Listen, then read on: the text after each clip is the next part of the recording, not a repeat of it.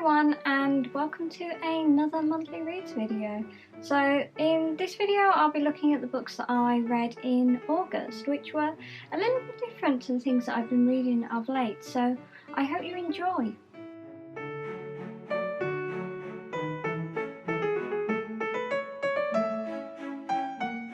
So the first book that I read in August was called The Appeal, and it's a new book that's only recently come out. It's about an Amdram group and it's a murder mystery, so it's quite interesting, something very different for me to read. So the plot basically follows the Amdram group as they are getting involved in a charity appeal. But then one of their members gets murdered and some law students are asked to find out who the murderer was. These law students are given the emails and texts and letters that were circulated throughout the group at that time, and are also given little bits of other miscellaneous information like newspaper clippings and like little web news things. So these law students basically have to figure out who the murderer was. And throughout the book you get like the WhatsApp group that these law students have got, where they're sort of trying to guess who the murderer is and what their thoughts are on the evidence that they've read so far.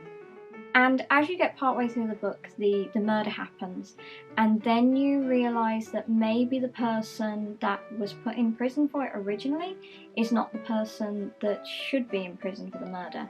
And so the law students then get given little additional bits of information from what happened after the murder, and then also they get asked to re-look at other bits of information with in mind the information that they have now.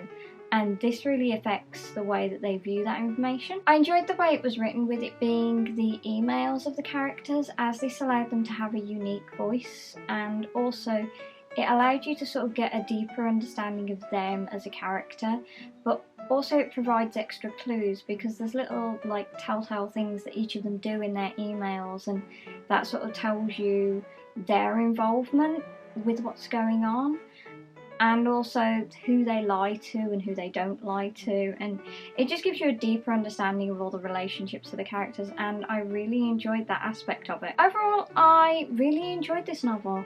I found myself keep flipping back through the book to look at the old emails to find things that I'd missed, especially as the law students did sometimes mention things that I was like, did they say that in that email, or did they do this? And then you're sort of like, no, where have they got that information from? And then you realise that you just missed a bit. But I do think there are some bits that the law students know that we don't, so it sort of adds that little bit of mystery to keep us guessing, because we don't have all the information, so we don't work it out too quickly. Some of the conclusions that they jump to as well, I was a bit like, oh, why have they jumped to that conclusion? But then we got the information as to why they jumped to that conclusion a bit further on in the book. So even if you sort of read it and go, oh, I didn't know that, then just bear with it, because it does sort of reveal what's happening, and it's not too disjointing when that happens. It's just a little bit, because you're reading it so intently, because you're trying to put all these jigsaw puzzles pieces together. You're just like, oh god, yeah, that happened, yeah. And then you're sort of like, oh, I didn't think that happened, and you're like deeply looking for it, but you can't find it, and it's just like, oh. And then you sort of don't give up on it, keep going with it, and you will make sense at the end. Who the murderer actually was, you know, that was a very interesting twist, and I liked it. And there was so many people that could have been the murderer. It's like, you know, this is an Amdram group, but you know, normally they're not that murderous unless it's Midsummer Murders. So yeah, it was quite fun. It was a really fun read, even though it is quite a serious murder that happens, and there is like some really weighty topics in it. It is quite fun to see all these people sort of having a go at each other and lying to each other and pretending to be something that they're not, and then sort of having realizations about their life, and it's very interesting. But if you do pay attention to it, you will pick up on what's going on, and maybe you'll guess the murderer quicker than I did.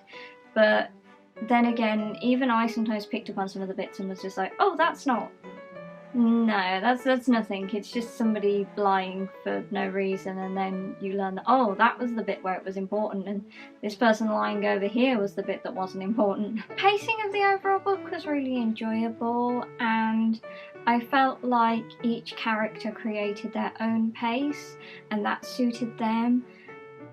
Overall, I don't think I could read this book again though, because kind of knowing who the murderer is and how it all plays out, it sort of takes an element away from it. It's a very participatory book, and I feel like once you know the answers, it's hard to try and participate in it again. But overall, The Appeal was a really enjoyable book, and you know, if you like a bit of murder mystery in the English countryside with, you know, the typical middle class sort of rich people moaning at each other, then this is definitely the book for you. But also as well, if you just want to read something that's a bit different, where you actually feel like you're a part of the book, then this probably is for you as well. So yeah, overall I really enjoyed it and definitely would recommend this book.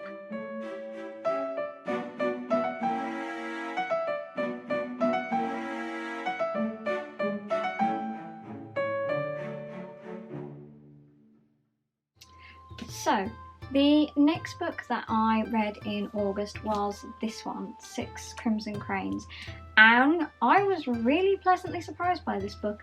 I'd seen a lot of people online talking about it, especially on TikTok, and thought, maybe I'll give that one a try. And I was really glad that I did. I mean, aside from it just being an absolutely gorgeous book, you know, just like the artwork on it is so nice. It really is a really good story. It was not what I expected at all. I mean, I've read quite a bit of YA fantasy, and sometimes I feel it's a bit boring and predictable, especially when you compare it to like adult fantasy. So I didn't have massively high hopes for this, but I thought it'll probably be enjoyable, but I'll probably guess what's going to happen like 5 minutes into it. And yeah, okay, I did guess some of the bits, but not quite all of them, so I was, you know, pleasantly surprised by that. The plot basically follows this princess who is your typical spoiled, you know, doesn't really care, only thinks about herself kind of princess, and she finds that she has magic, and this then leads to her then getting cursed by her stepmother. So from that point it seems very sort of, you know, stereotypical, following the same sort of plot. But then her brothers get embroiled into the curse as well, and they become the Cranes, as in the title, the Six Crimson Cranes. And she has to just figure a way to break the curse and help save her brothers.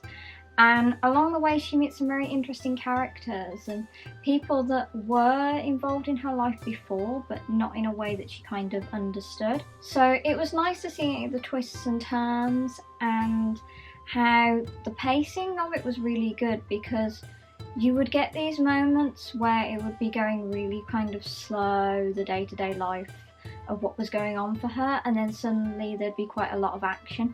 So I quite enjoyed that aspect of it, really. The ending was also quite good as well, because it had just enough sort of like action and excitement and magic going on to sort of, you know, keep the story moving and make it very YA fantasy. But at the end of the day, it didn't overly rely on that magic, which was quite nice. It was just there and part of the story, but it didn't rely on that magic to drive the story, so to speak, as others do. And when it comes to the ending, where a lot of the magic does come in, it wasn't sort of the ending that you expected. It was very fast-paced, the ending, but then it does open a lot of doors to other things happening. And I feel like the ending only feels fast-paced because that's where a lot of the action actually is, and the rest of the book is just sort of like her going through this day-to-day life of living with this curse, but sort of like trying to work out how to deal with the curse, how to get rid of it, and her just maturing as a person. Like I said, she begins as this annoying princess, but she's very much aware that she's an annoying princess, and when she's out in the real world she kind of realises, yeah, I kind of can't be like that. I've had a very cushy life and I need to figure things out and work out how to solve all these mysteries. and she starts to look back on her own life and sort of question things that have happened and what lessons they were trying to teach her in life. And so that helps her then piece things together. And I think it's kind of nice to have a reflective character like that, especially in a YA fantasy novel. You know, she says she's annoying, but then she also acknowledges that she's still a child, relatively speaking, in the life that she's lived. You know, she's only 17 in the book. So she's kind of like, yeah, I'm a child, I'm gonna be annoying, but I'm trying not to be. And I think that was a really nice touch to add that into the story. Overall, this is a really good YA fantasy novel, and I really think it's one that as an adult reader you can enjoy just as much as any adult fantasy. It leaves it on a little bit of a cliffhanger, so I was a bit like, oh okay, what's gonna happen next? But at the end of the day, I feel like you can enjoy the book as a solo entity without having to sort of need to read the second one, because it does tie everything up at the end. It creates a couple more questions towards the end, which are then obviously going to be answered in the next book. And I like it when novels do that, where they sort of tie everything up that's happened in the first one and then open the door for something new to happen in the next one, but it's still linked to the first one, so it's still a proper sort of series. So I really enjoyed that and felt like I really can't wait till the next one. So yeah, I would definitely recommend this book to anyone because it really was not what I expected. It would go down these stereotypical sort of plot points and then sort of twist them and distort them in a way that you weren't expecting, or at least I didn't quite expect them. Like I said, some points I did think, oh, is this gonna turn out to be that? But then it was done in such a way that I was like, oh, okay, it was what I thought, but this did not happen in the way I thought it was going to happen. So that was nice that that happened, and I appreciate the fact that obviously a lot of work and effort has gone into this novel to take those stereotypical ideas from fairy tales and legends and sort of distort them into a really well-rounded story that can be enjoyed by any age of reader. It's one that I could, you know, see myself reading over and over again. I probably won't read it again right away because, you know, it's all fresh in my mind, but I'm sure when I read it again I'll come back to it and I'll have forgotten little things, and it will be a nice surprise to have those moments happen again. And of course there's dragons in it. Any book is good when there's dragons in it, so yeah.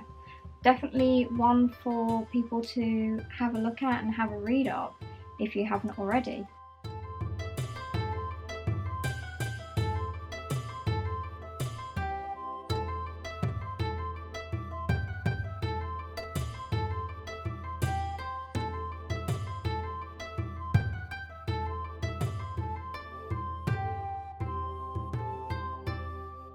So that was this month's monthly reads. I hope you enjoyed it, and please let me know in the comments what you thought of these books if you've read them too.